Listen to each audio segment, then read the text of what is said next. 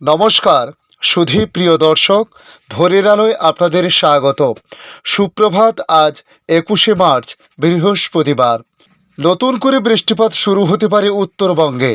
আবার মেঘ সৃষ্টি করছে অন্ধ্রপ্রদেশ সহ উড়িষ্যা, ঝাড়খণ্ড হয়ে ত্রিপুরার উপর দিয়ে উত্তরবঙ্গে মেঘ সৃষ্টি হচ্ছে, যে কারণে বৃষ্টিপাত হতে পারে উত্তরবঙ্গের একাধিক জেলায়।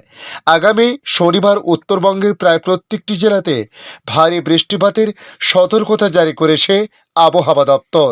মুষলধারে বৃষ্টিতে নাকাল হয়েছে রাজ্যবাসী। আগামী কয়েকদিন ধেয়ে আসছে ভয়ানক ঝড় বৃষ্টির আপডেট। তাই বৃষ্টির শুরু উত্তরবঙ্গে হলেও দক্ষিণবঙ্গের আবহাওয়ার পরিস্থিতি আজ এবং আগামী কয়েকদিন কেমন থাকতে পারে, কোন কোন জেলায় বজ্রবিদ্যুৎ সহ বৃষ্টিপাত হতে পারে, তার সঙ্গে প্রতিবেশী রাষ্ট্র বাংলাদেশ আবহাওয়া দপ্তর বাংলাদেশ নিয়ে কী জানাচ্ছে তা জানাবো এই ভিডিওর মাধ্যমে। অবশ্যই ভিডিওর শেষ পর্যন্ত দেখতে অনুরোধ করব। দেখে নিন আজকের লেটেস্ট আপডেটে কি জানিয়েছে আবহাওয়া দপ্তর। বুধবার থেকে বৃষ্টিপাত শুরু হয়েছে উত্তরবঙ্গের 3টি জেলাতে। বজ্রবিদ্যুৎ সহ হালকা মাঝারি বৃষ্টিপাত হলেও আজ থেকে বৃষ্টির পরিমাণ বাড়তে শুরু করবে। পাশাপাশি ঘন্টায় 30 থেকে 40 কিমি গতিবেগে ঝোড়ো হাওয়া বয়ে যেতে পারে। উত্তরবঙ্গে আগামী 3 থেকে 4 দিন রয়েছে ঝড় বৃষ্টির পূর্বাভাস। আগামী শনিবার ভারী বৃষ্টিপাতের সতর্কতা জারি করেছে আলিপুর আবহাওয়া দপ্তর। জলপাইগুড়ি, আলিপুরদুয়ার, কোচবিহারে হবে বৃষ্টি। দার্জিলিং, কালিম্পংয়ে বজ্রবিদ্যুৎ সহ হালকা থেকে মাঝারি বর্ষণের পূর্বাভাস রয়েছে।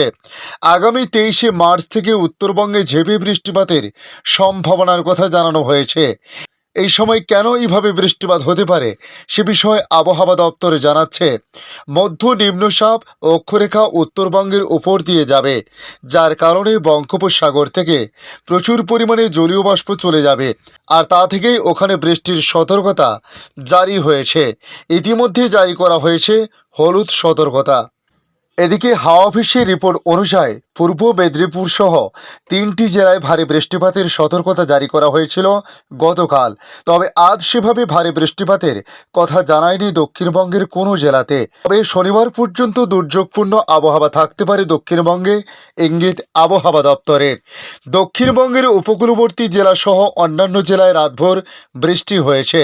তবে গত মঙ্গলবার রাত থেকে বৃষ্টি শুরু হয়, বুধবার রাত পর্যন্ত চলতে থাকে বিক্ষিপ্তভাবে। সকাল থেকে মেঘলা আকাশ থাকবে কলকাতা সহ দক্ষিণবঙ্গের প্রায় প্রত্যেকটি জেলার।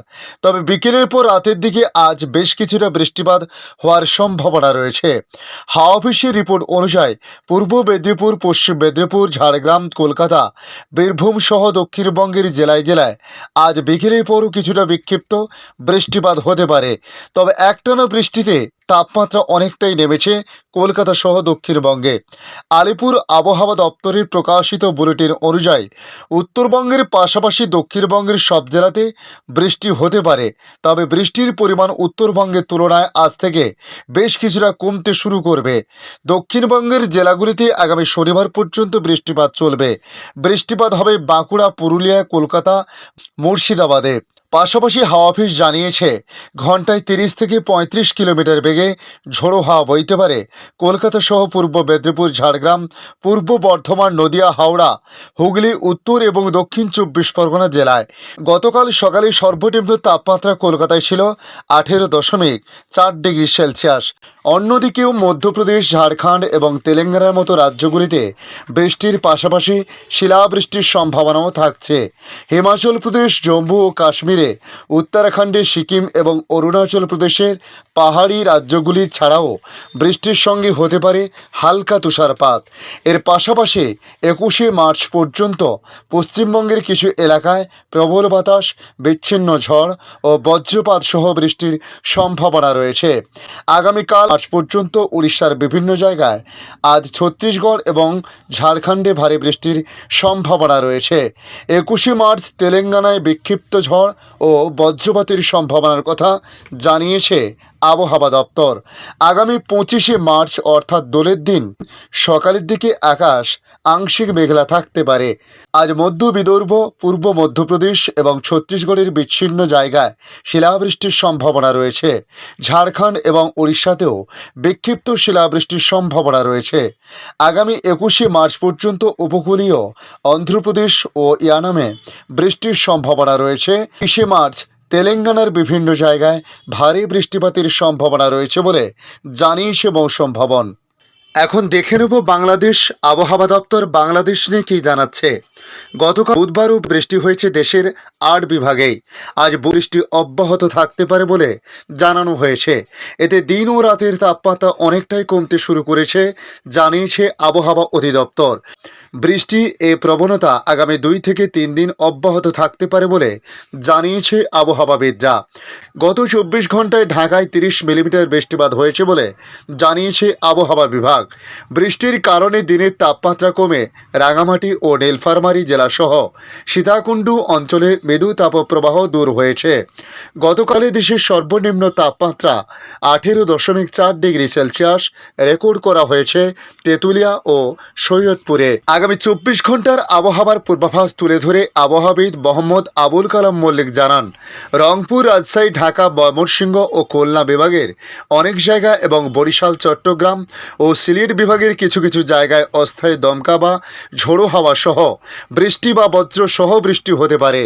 এ সময় সারা দেশে দিনের তাপমাত্রা 1 থেকে 3 ডিগ্রি সেলসিয়াস এবং রাতের তাপমাত্রা 1 থেকে 2 ডিগ্রি সেলসিয়াস কমতে পারে।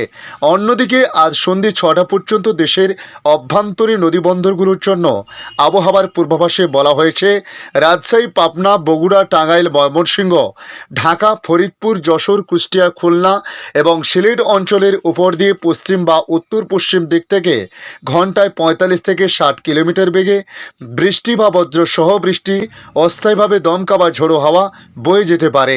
এসব এলাকায় নদীবন্দরগুলোকে 1 নম্বর সতর্ক সংকেত দেখাতে বলা হয়েছে। আগামী 7 দিনের আবহাওয়ার পরিস্থিতি নিয়ে আবহাওয়া দপ্তর জানিয়েছে, বৃহস্পতিবার রাজশাহী, ঢাকা, ময়মনসিংহ, খুলনা ও বরিশাল বিভাগের অনেক জায়গা এবং রংপুর, চট্টগ্রাম ও সিলেট বিভাগের কিছু কিছু জায়গায় অস্থায়ী দমকা বা ঝোড়ো হাওয়া সহ বৃষ্টি বা বজ্র সহ বৃষ্টি হতে পারে। সারা দেশে দিনের তাপমাত্রা সামান্য বাড়তে পারে এবং রাতের তাপমাত্রা সামান্য কমতে পারে। শুক্রবার রাজশাহী, রংপুর, ঢাকা, ময়মনসিংহ, খুলনা, বরিশাল, চট্টগ্রাম ও সিলেট বিভাগের 2-1 জায়গায় অস্থায়ী বা দমকা ঝোড়ো হাওয়া সহ বৃষ্টি বা বজ্র সহ বৃষ্টি হতে পারে। সারা দেশে দিন এবং রাতের তাপমাত্রা 1 থেকে 2 ডিগ্রি সেলসিয়াস বাড়তে পারে। পরবর্তী 5 দিনে বৃষ্টি বা বজ্র সহ বৃষ্টিপাতের প্রবণতা কমতে পারে এবং দিন ও রাতের তাপমাত্রা বাড়তে পারে বলে জানানো হয়েছে। ধন্যবাদ সম্পূর্ণ ভিডিওটি দেখার জন্য। ভালো লাগলে লাইক, শেয়ার, কমেন্ট করবেন। কমেন্টে অবশ্যই জানাবেন আপনার এলাকার নাম। বর্তমান সেখানকার আবহাওয়ার পরিস্থিতি কী রয়েছে তা জানাতে ভুলবেন না। পাশাপাশি নতুন বন্ধুদের কাছে আবারও রিকোয়েস্ট করব, চ্যানেলটি সাবস্ক্রাইব করে রাখুন, তাহলে পরবর্তী আপডেটগুলি অতি সহজে আপনাদের কাছে পৌঁছে যাবে। ভালো থাকুন, সুস্থ থাকুন। ধন্যবাদ।